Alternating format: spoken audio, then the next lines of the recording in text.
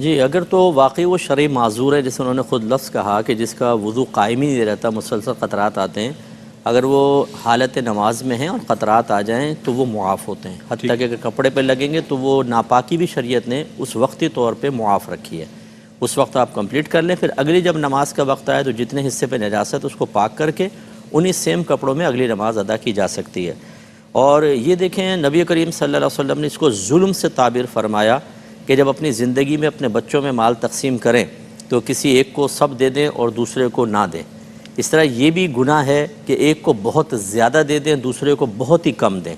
پہلی صورت جو ہے وہ عدل کی یہ ہے کہ سب کو برابر دیں، چاہے لڑکا ہو چاہے لڑکی ہو، یہ افضل ترین صورت ہے۔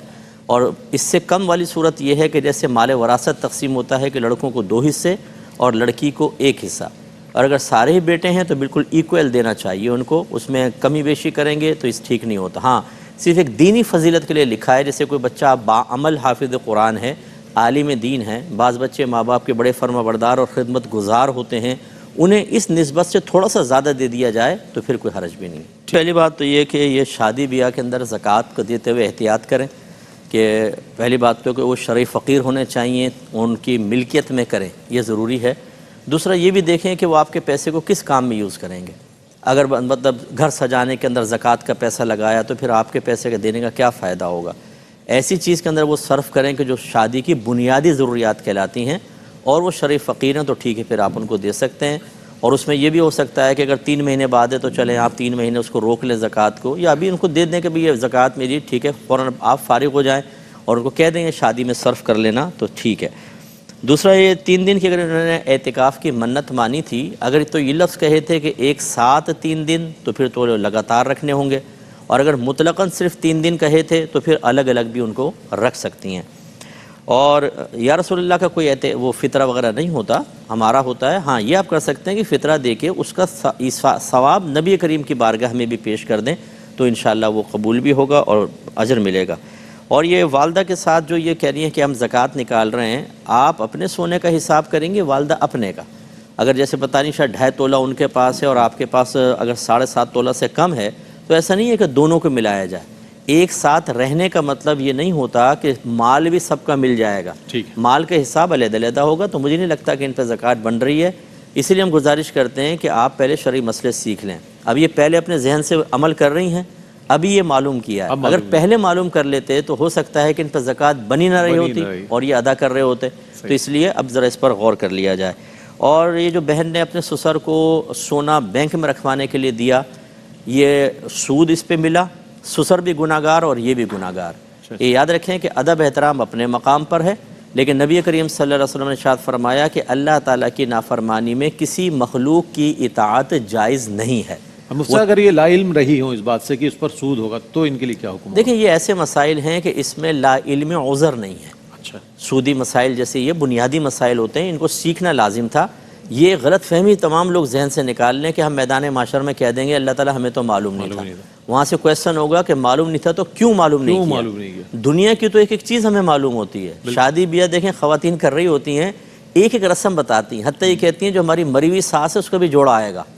کسی نے کہا تو میں نے کہا وہ مری ہوئی ساس خود پہنے گی، کہا کہ نہیں وہ آتا ضرور ہے پھر کسی کو دے دیتے ہیں، یعنی وہ رسم نہیں چھوٹے گی۔ لیکن دینی معاملے میں ہمارے بھولے پن کا عالم یہ ہوگا کہ بس اللہ تعالیٰ قبول فرما لے۔ اور ان کی والدہ کے اگر گردے واش ہو رہے ہیں تو وہ روزے نہ رکھیں، کیونکہ واقعی ڈائلیسس میں بڑی تکلیف اور پریشانی ہوتی ہے، اور پھر لیکوڈ وغیرہ دوائیں وغیرہ کے مسائل ہوتے ہیں، تو یہ ابھی نہ رکھیں۔ اللہ صحت دے تو بعد میں رکھ لیں، اور اگر ڈاکٹرز یہ کہتے ہیں کہ آگے بھی صحت کی امید نہیں ہے تو ہر روزے کے بدلے میں ایک صدقہ فطر کی مقدار یعنی 300 روپے صدقہ کر دیں تو انشاءاللہ یہ فدیہ جو ادا کریں گی بری ذمہ ہو جائیں گے۔ جی مفتی، جی یہ کہتے ہیں کہ نانا کا انتقال ہوا تو فدیہ خالہ کو دیا جا سکتا ہے کہ نہیں؟ تو دے سکتے ہیں، کیونکہ وہ اپنے پیسے سے نہیں نکال رہے، تو ان کی والدہ نکال رہی ہیں تو دینا چاہیں تو دے دیں۔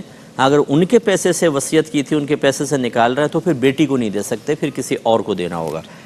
اور یہ کہتے ہیں کہ وہ بچہ جو تھا وہ خالہ کو دے دیا تھا، اب جب ان کی وراثت تقسیم ہوئی تو اس بچے کو وراثت سے محروم کر دیا، تو کیا حکم شرع ہے؟ دیکھیں وہ محروم نہیں ہوگا، کسی کو دینے سے کوئی بچے کا حق ختم نہیں ہو جاتا، اور جب تک والدین زندہ ہوں غیر یتیم بچے کو کسی کے حوالے کرنا یہ شرعی غیر شرعی طریقہ، یہ بالکل ٹھیک طریقہ نہیں ہے۔ بچہ ایک تو بیچارہ اپنے ماں باپ کی محبت سے محروم ہو جاتا ہے، شفقتوں سے محروم ہوتا ہے، پھر اپنوں کے ساتھ اجنبیت پیدا ہوتی ہے، جس کا ایک رزلٹ آپ یہ دیکھ رہے ہیں۔ جنہوں نے اس کو وراثت سے محروم کیا سب کے سب گناہ گار ہیں۔ نبی کریم صلی اللہ علیہ وسلم فرماتے ہیں جو کسی کو وارث کو اس کی میراث سے محروم کرے اللہ تعالیٰ ان کو جنت کی میراث سے محروم کر دے گا۔ اللہ اکبر۔ اب یہ بچی کہتی ہیں کیا میرے والد اپنے حصے سے دیں؟ یہ نہیں، باقی سارے ورثاء اپنے اپنے حصے سے اس کا حصہ نکالیں اور باقاعدہ اس کو دیں، آپ کے والد پہ لازم نہیں ہے۔ ہاں یہ دیکھ لیں کہ ان کے والد غور کریں کہ اگر میں پورا حصہ نکلتا تو کتنا بنتا، اسے تمام ورثاء میں ڈیوائیڈ کریں بشمول اپنے۔ پھر مثلا اگر 5 لاکھ بنتا اور ان پہ 1 لاکھ آ رہا ہے تو یہ 1 لاکھ اپنا دے کے یہ تو بری ذمہ ہو جائے، باقی سب کو انفارم کر دیں کہ تمہارے حصے میں سے اس کا حصہ ہے، اس کو دے دیں، وہ نہ دیں تو آخرت میں خود قابل گرفت ہوں گے۔ فون پر جب شوہر 3 طلاقیں دے تو تینوں واقع ہو جاتی ہیں۔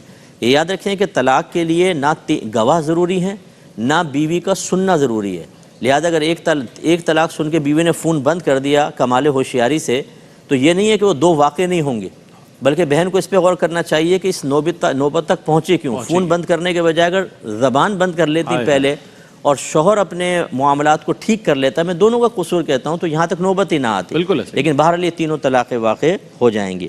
اور وطر میں دعائے قنوت یاد نہ ہو تو 3 بار رب اغفر لی رب اغفر لی رب اغفر لی، اے اللہ میری مغفرت فرما دے، اتنا کہہ لیں یہ بھی کافی ہے۔